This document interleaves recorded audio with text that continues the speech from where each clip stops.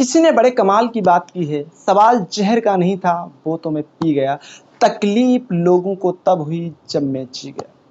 नमस्कार दोस्तों, मेरा नाम प्रदीप कुमार राठौर, मैं एक मोटिवेशन स्पीकर और बिजनेस कोच हूँ। दोस्तों, ये कहानी एक सन्यासी बाबा की है।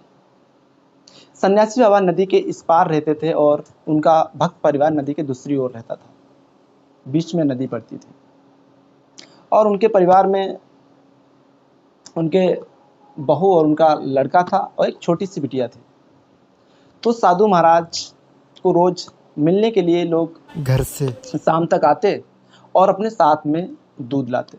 सन्यासी महाराज सिर्फ दूध ही पीते थे और वो एक ऐसी सिद्धि प्राप्ति करने में लगे थे कि मैं एक ऐसी सिद्धि प्राप्त कर लूं कि मैं पानी के ऊपर चल सकूं, लोग पानी के ऊपर चल सकें। तो लोग दसों वर्षों से वो सन्यासी बाबा इसी सिद्धि प्राप्ति करने में लगे हुए थे। धीरे धीरे काफ़ी समय बीत चुका था और उनका जो पुत्र था वो किसी काम से शहर गए थे। मानसून भी उस समय आ चुके थे। उम्मीद थी, उन्होंने अपने बच्चे से कहा कि साधु महाराज से कह देना जाके कि मानसून आ चुके हैं और ऐसा लग रहा है कि शाम को आज बहुत ज़्यादा बारिश होने वाली है, नदी में बाढ़ आ जाएगी, पानी आ जाएगा, तो दूध कल आपके लिए नहीं आ पाएगा। बच्चा, आपको परेशान होने की कोई ज़रूरत नहीं है। मैं आपको एक ऐसा मंत्र बता दूंगा जिसको आप जप करते हुए आप मेरे तक आप दूध ला सकती हैं। मेरे लिए दूध नहीं आया तो मेरी बरसों की तपस्या में विघ्न पड़ जाएगा।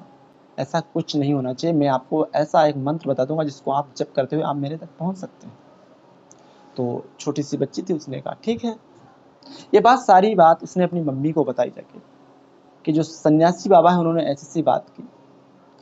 तो ऐसा ही हुआ कि रात में बहुत ज़्यादा बारिश हुई और नदी बाढ़ से भरपूर भर चुकी थी। मम्मी ने मना किया कि बेटा रहने दीजिए जाने को, बहुत नदी में पानी आ गया है।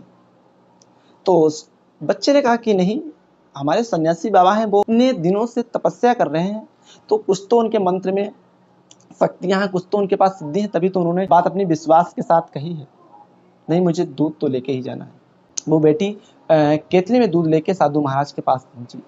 साधु महाराज ने देखा कि इतनी तेज बाढ़ चल रही है और बच्चा पानी के ऊपर चलते हुए मेरे लिए दूध केतली में ले आई।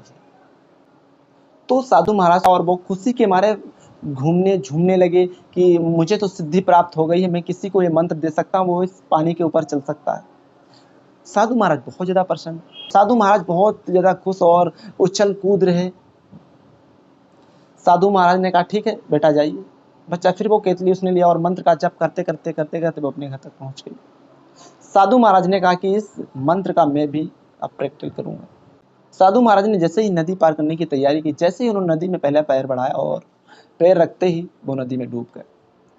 ऐसा क्यों हुआ कि वो बच्चा नदी को पार कर गया और साधु महाराज उसमें डूब गए? इस बच्चे को पूर्ण विश्वास था कि मैं नदी को पार कर लूंगी इस मंत्र को जप करने से, क्योंकि साधु महाराज को अपने मंत्र के ऊपर विश्वास नहीं था। क्योंकि दोस्तों, जिस भी व्यक्ति को अपने ऊपर विश्वास नहीं होता है वो व्यक्ति सफल नहीं हो पाता है। राइट ब्रदर्स को भी अपने ऊपर पूर्ण विश्वास था कि मैं प्लेन बना के उड़ा सकता हूं और उन्होंने उड़ाया।